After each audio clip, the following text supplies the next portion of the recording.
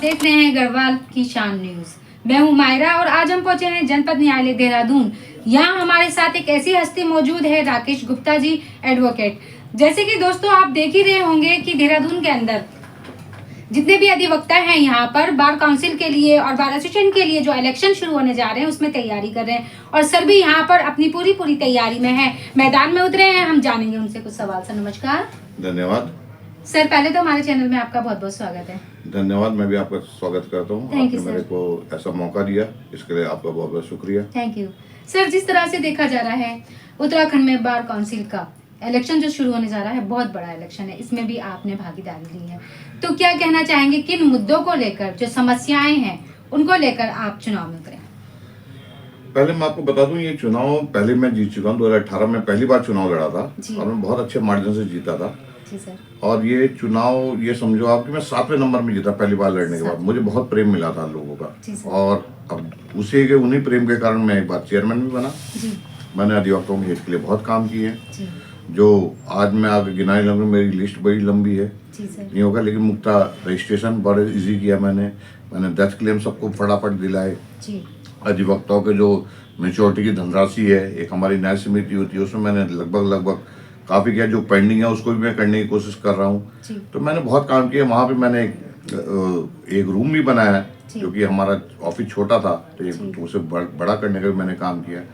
और एक अच्छा पंजीकृत कार्यालय भी मैंने बना दिया जहाँ रजिस्ट्रेशन हुआ करेंगे।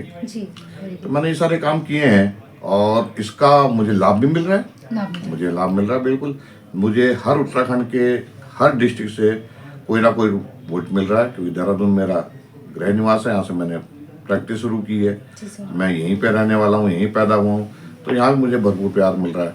और युवाओं का, बुजुर्गों का, सबका, इवन ये आप समझें कि अगर आज की तारीख में कोई कहता है कि अगर कोई की सीट कंफर्म है, तो कहते हैं राकेश गुप्ता जी की 68 नंबर वाले की कंफर्म है, क्योंकि ये मेरा काम बोल रहा है। जी सर। ये मेरा काम है, इसलिए लोग कहते हैं कि हाँ, जीत इनकी सुनिश्चित है। सर, जिस तरह से जानना चाहेंगे कि जितने भी अधिवक्ता हैं सबने धरना प्रदर्शन किया और धरना प्रदर्शन के साथ साथ जो चैम्बर की समस्या सबसे बड़ी बताई जा रही है, इस टाइम जो मुद्दा बना हुआ है चैम्बर का बना हुआ है, आपको पता ही है कि 65 बीघा में जो आपको चैम्बर मिले हुए हैं, तो यहाँ पर जो 9 बीघा जमीन मिलनी है, क्या उसमें आप सहमत हैं? सहमत तो नहीं है, लेकिन ऐसा था कि जो हमारी वहाँ कोर्ट जब शिफ्ट हुई थी तो 5 बीघा जमीन हमें उसके लिए चैम्बर के लिए मिली थी। जी। ये स्थिति थी कि हम लोग शायद यहीं बैठेंगे, सामने चैम्बर था, तो हम लोग वहाँ जाके वकालत भी कर लेंगे, चैम्बर ही बन जाएंगे। जब ये पता लगा कि नैन बैरिस्टरों को वहाँ जमीन दे दी गई, तो हम लोग का विरोध शुरू हुआ। हम लोग धरने भी बैठे, 32 दिन हमारा धरना चला है। और सबसे मैं अपना सौभाग्यशाली समझता हूँ कि उस समय नेतृत्व करने का मौका, मैं कोई उत्तराखंड का चेयरमैन था, नेतृत्व करने का मुझे मौका मिला। मैंने एक दिन पूरा उत्तराखंड बंद कराया था, कोई भी अधिवक्ता ने काम नहीं किया। एक दिन जो हमने अपना आप तय किया था, सारे अधिवक्ताओं ने बहुत मुझे उस समय सराहा है। और आप ये ना समझे कि ये हमारा अभी चुनाव के कारण जो है हमारा स्थगित है। मैं आपको आश्वासन देता हूं कि हर अधिवक्ता को, चाहे छोटा हो, चाहे बड़ा अधिवक्ता हो, चाहे कनिष्ठ हो, चाहे वरिष्ठ हो, सबको चैम्बर की व्यवस्था करवा के दूंगा। सारी व्यवस्था होगी चैम्बर की। सरकार से बातचीत चल रही है और उस समय तो हमें इतना ज्यादा टाइम नहीं मिला था, लेकिन अब मेरे पे टाइम रहेगा। पूरे उत्तराखंड के अधिवक्ता देहरादून में आएंगे और यहाँ पे सब धरना प्रदर्शन करेंगे, उसका नेतृत्व मैं करूंगा और चैम्बर जरूर बनेंगे। मैं सभी को आश्वासन देता हूँ, ये चुनावी मुद्दा को ना बनाते हुए, क्योंकि ये संकल्प है, चुनावी मुद्दा नहीं, संकल्प है। ये संकल्प मैं जरूर पूरा करके दिखाऊंगा। सर, जिस तरह से अगर आप जीत के आते हैं तो पहली प्राथमिकता क्या रहेगी जो आप खुद से करेंगे? पहली प्राथमिकता तो ये है, क्योंकि हमारा ना एक कम्युनिकेशन गैप है बार एसोसिएशन और बार काउंसिल का। हमारा कम्युनिकेशन गैप, जो हम स्कीम चलाते हैं बार एसोसिएशन में नहीं पता लग पाती है, तो इसलिए लोग जो है वंचित रह जाते हैं। जी। आज की तारीख में हम लोग के वोटर लिस्ट में बहुत नाम कम है। वोटर लिस्ट में नाम इसलिए कम है, कईयों ने फॉर्म नहीं जमा किए, कई बाबू वहां नालायक हैं, काम नहीं करते हैं। तो अब मैं सब कुछ डिजिटल करने जा रहा हूँ। जैसे ही मैं जीत के आऊंगा, अपने लोगों का सहयोग करके मैं पूरा जो है बार काउंसिल का सारा रिकॉर्ड डिजिटल कर दूंगा। आप यहाँ से चेक कर सकेंगे कि किस समय आपका ये वेरिफिकेशन भरना है, किस समय आपने क्या करना है। फीस सारी ऑनलाइन करा दूंगा, लगभग सब डिजिटल करा दूंगा, तो बहुत सुविधा हो जाएगी। और किसी के उसमें नहीं रहना पड़ेगा कि भाई मेरा काम ये कर दो, ये कर दो। सब अपने आप काम ऑनलाइन अपने आप से यहीं कंप्यूटर से सारा काम किया जा सकता है। पहले सबसे पहले डिजिटल कराऊंगा। दूसरा, क्योंकि सुप्रीम कोर्ट के आदेश से जी 7 सीटें महिलाओं के लिए होगी, 5 चुन के आनी है, 2 हमारी जो है उससे आएंगी, नॉमिनेट करेंगे। तो महिलाओं के लिए वहां पे एक रूम की व्यवस्था कराना और एक वॉशरूम की व्यवस्था कराना, क्योंकि बहुत जरूरी है, हमारी बहनें साथ में रहेंगी तो एक सेपरेट उन्हें और एक कंफर्टेबल उन्हें जगह चाहिए। तो उसके लिए मैं प्रयास करूंगा वो शीघ्र से शीघ्र, क्योंकि मैंने अभी जब मैं बार काउंसिल के लास्ट में चेयरमैन में था तो मैंने इसमें प्रयास भी किया था, जब पता लगा था कि महिलाएं भी इसमें आएंगी। तब तो कोई 7 महिलाओं ने तो आना ही आना है, 7 महिलाओं के साथ और भी लोग आ सकते हैं महिला। तो एक रूम की वहाँ पे व्यवस्था कराना वो मैं जरूर कराऊंगा, चाहे हाई कोर्ट से इसमें परमिशन लेके मुझे वहाँ बनवाना पड़ा। क्योंकि ये कहने की बात है कि हम वहाँ जमीन लेंगे, ये करेंगे, ऐसा नहीं। जहाँ हाई कोर्ट है वही सुविधा है, हमें वही बनाना चाहिए और वहाँ बनवाएंगे जरूर। तो सर, जिस तरह से देखा जा रहा है, जितने भी सीनियर सिटीजन हैं यहाँ पर, अधिवक्ता है, क्या आप उनके पेंशन के लिए भी आगे कुछ विकास के कार्य?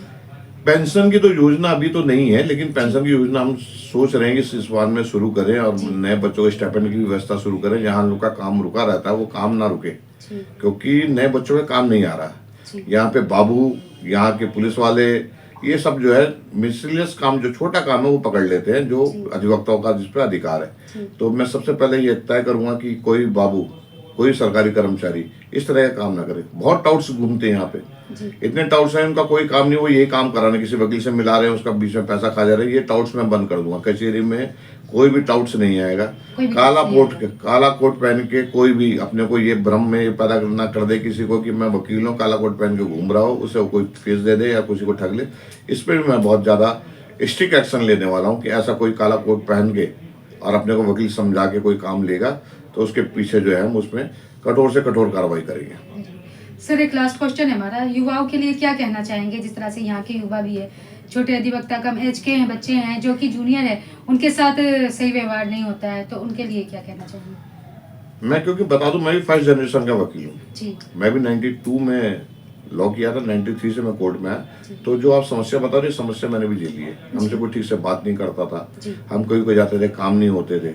लेकिन अब जो है सिस्टम बदल रहा है और मैं उसे बदल के रहूंगा। आप जो सीनियर को इज्जत मिलती थी, उनकी काबिलियत के मिलती है, वो मिलती रहेगी, उसमें कोई दिक्कत नहीं है। जूनियर को भी कम ना आका जाए। हमारा जिसने भी काला कोट पहना हमारे यहाँ रजिस्टर्ड है, उस वकील के सम्मान के लिए मैं हमेशा लड़ता रहूंगा। और जूनियरों के लिए तो मैं बोला ही जाता है, मैं जूनियर के राकेश गुप्ता जी जूनियरों के लिए काम करता है, और ये मुझे बदनाम करते हैं, मेरे लिए तो बहुत अच्छी बात है, मैं करता रहूंगा।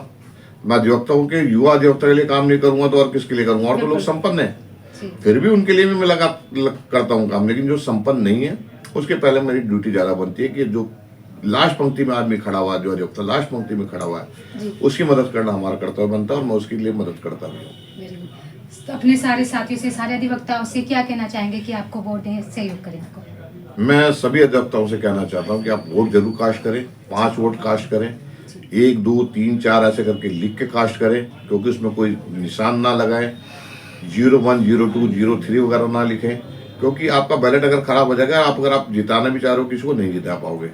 और वोट जरूर दें और योग्य आदमी को दें, जो आपके बीच में रह रहा है, जो आपके लिए काम करता है। ऐसा नहीं कि कोई अभी शुरू हुए हैं, अभी वकालत में इतना टाइम नहीं हुआ है, कईयों ने काला कोट केवल इलेक्शन लड़ने के लिए पहना है, कि वो जो पहले रह चुके हैं उन्होंने कोई काम ही नहीं किया है, उन लोग को वोट ना दें, काम करने वाले को वोट करें, क्योंकि आपके वोट में बहुत कुछ डिपेंड है। अगर आप काम करने वालों को देंगे, वोट देंगे, तो बार काउंसिल बहुत, पूरे उत्तराखंड की जो बार काउंसिल है वो पूरे इंडिया की बार काउंसिल एक मिसाल बनेगी।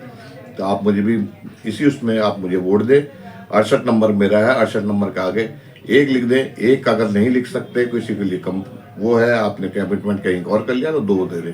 मुझे पहली वीरता या दूसरी वीरता में रखें, और मैं आपके सहयोग के लिए धन्यवाद करता हूं, क्योंकि पहले भी आप लोगों ने प्यार दिया, अभी प्यार देंगे तो मैं आपके हितों का और काम कर पाऊंगा। धन्यवाद।